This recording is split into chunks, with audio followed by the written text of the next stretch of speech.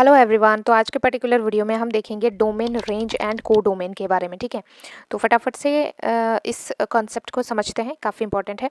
देखिए, डोमेन किसे कहते हैं? किसी भी सेट का जो फर्स्ट एलिमेंट होता है ना, वो बेसिकली डोमेन होता है।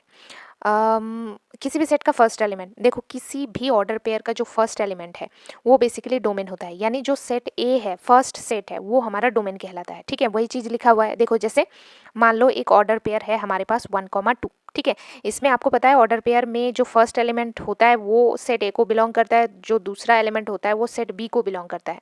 तो जो ये सेट ए का एलिमेंट, इसका मतलब 1 है, तो ये जो है ना, ये सेट फर्स्ट एलिमेंट सेट ए का, ये हमारा डोमेन कहलाता है। ठीक है, आई होप आपको समझ में आ गया होगा। नेक्स्ट देखिए, रेंज किसे कहते हैं? रेंज इसका जस्ट ऑपोजिट, मतलब जो सेट बी का एलिमेंट है, दूसरा एलिमेंट क्या है, सेट बी को बिलोंग करता है, तो बेसिकली सेट बी को ही रेंज कहा जाता है। ठीक है, जैसे 3,5 ले लो, तो आपको पता है ये सेट, अगेन ये सेट ए को बिलोंग करेगा और ये सेट बी को बिलोंग करेगा। तो ये जो है ना, ये पर्टिकुलर एलिमेंट सेकंड सेट का, ये हमारा रेंज कहलाता है। चलिए नेक्स्ट हम लोग बात करते हैं कोडोमेन। ठीक है, कोडोमेन किसे कहते हैं? कोडोमेन बेसिकली पूरा का पूरा सेट बी को ही कोडोमेन कहते हैं। अब और एक इम्पॉर्टेंट चीज़ मैं यहाँ पर हाईलाइट कर रही हूँ कि range is a subset of codomain. अभी मैंने आपको कहा कि जो सेट बी है उसका एलिमेंट हमारा क्या कहलाता है, रेंज कहलाता है। और अभी मैंने ये भी आपको बताया कि कोडोमेन बेसिकली पूरा का पूरा सेट बी को कोडोमेन कहते हैं। तो ऑब्वियसली रेंज जो होगा वो कोडोमेन पर तो रहेगा ही, जिसे हम सबसेट कहते हैं। तो range is a subset of codomain. ठीक है, नेक्स्ट जो टॉपिक है हमारा इंपॉर्टेंट, वो है एरो डायग्राम। सपोज ये हमारा सेट ए है जिसमें एलिमेंट है 1 2 3 4, और ये हमारा सेट बी है जिसमें एलिमेंट है 2 7 5। और इसका जब हम रिलेशन बनाते हैं, सपोज हमारे पास ऑर्डर पेयर ऐसा आया 1,2 1,5 3,5, सब रिलेशन में है। बिकॉज देख लो 1,2 1 सेट ए में है और 2 सेट बी में है, बिल्कुल रिलेशन में है। 1,5 को चेक करो, 1 सेट ए में है और 5 हमारा सेट बी में है, बिल्कुल रिलेशन है।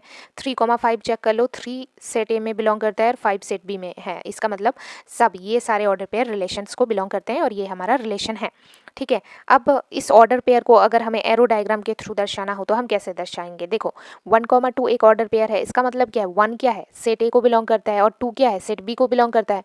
तो बेसिकली हम यहाँ पर क्या करेंगे, 1 से एक एरो निकालेंगे और 2 पे जाकर लगा देंगे। ठीक है, ये बन गया हमारा 1,2।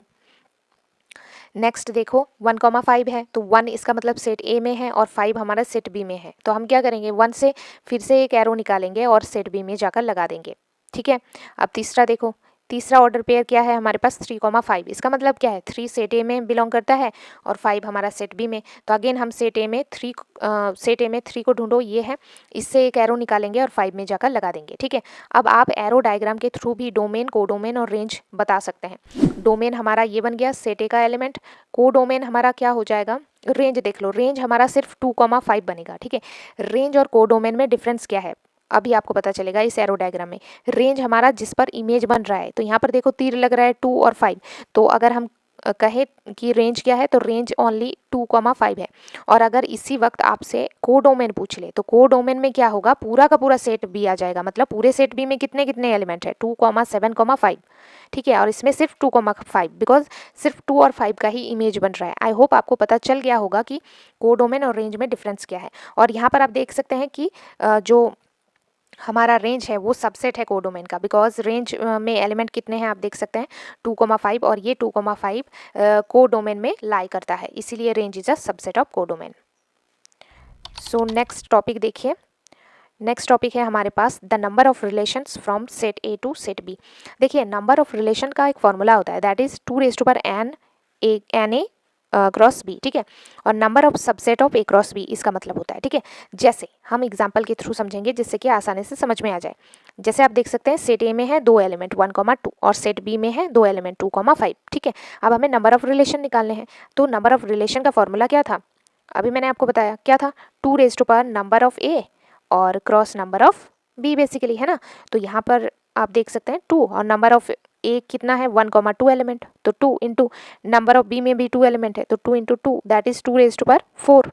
ठीक है, और 2 4 मतलब कितना है, 2 4 मतलब कितना है, 8 नहीं, 2 into 2 into 2 into 2 that is our 16।